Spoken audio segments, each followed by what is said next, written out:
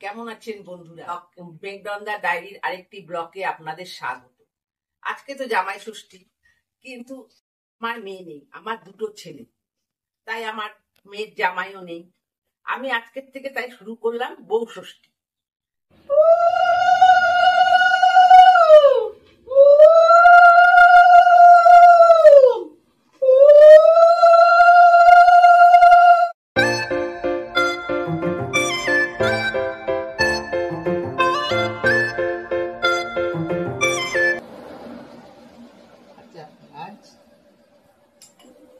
উচ্ছে ভাজা, আলু ভাজা, মিষ্টি কুমড়ো ভাজা, পটল ভাজা, বাটা মাছ ভাজা, মুসুরির ডাল,